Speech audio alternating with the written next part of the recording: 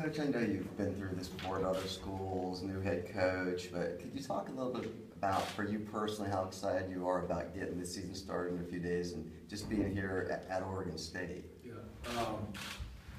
First of all, it's always very exciting to get to this point of the year. These kids have put in countless hours of time and effort, energy, and we've gone through a lot together already, but the season is always such a fun part of the year. It's what the kids look forward to most, so it's an exciting time. It comes with a lot of anxious moments, especially with such a young team and a new season. You know, that forces your coach to really do two things. Make sure you're trying to cross all your T's and dot all your I's, number one, and also do your best to make sure the kids don't have too much information. It doesn't matter what we know as coaches on Saturday, what matters, on Friday, but it matters what the kids know, not what the coaches know. And that's an important thing to keep remembering. But very excited for this football game, very excited to watch these kids play. And you know, that's really what you get to do as a head coach on game day is watch the team go out and play and hopefully execute at a high level and deal with adversity and good things and all the stuff that comes with it. As far as being here, you know, I can't really explain how I wake up every day and how excited I am to be here.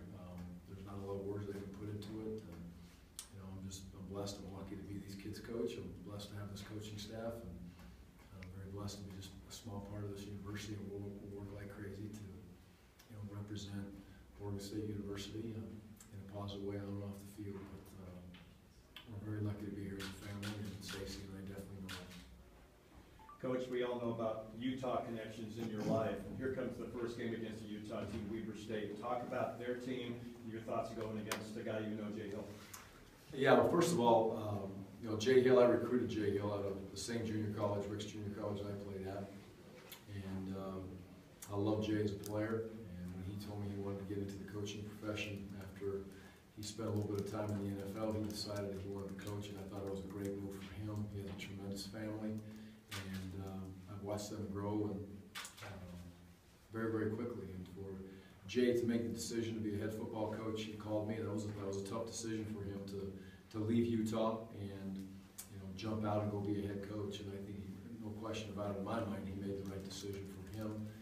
He will follow the plan, the state of Utah plan, if you will, the BYU, the Utah State plan. And quite frankly, Southern Utah is done the same way. Weber State's the same way.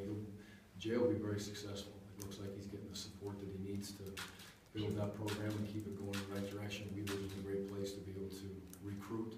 The high school football is solid. So this team got markedly better as you watch from game one to through the end of the season last year. You know, they were right there in some games. They won some close ones. They lost some close ones, but they were in those games fighting like crazy. So much respect. It goes all the way through the staff. You know, Brent Myers has been there for a long time. You know, Steve Clark, I can go on and on with the guys that are on that staff. Corey Hall. So I've been fortunate to be around a lot of them in my coaching career, and had a few of them as players and quite a few of them as coaches down the line. So it'll be a little bit of a. I'd rather do it. You know, I'd rather have a reunion, maybe like you know, July 4th or something, hang out with each other. But this just happens to be a game instead. Yeah, how soon did you realize, like, oh shoot, my first game as Oregon State's coach, I'm going up against Jay?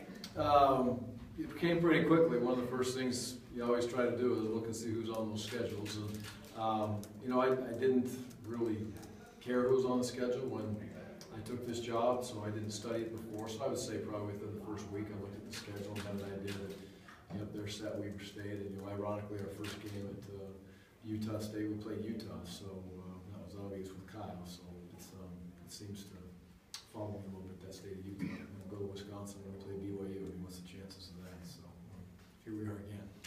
And then kind of on a different note, just what's your timetable as far as figuring out whether Seth or Marcus will actually start the game and be in that first series?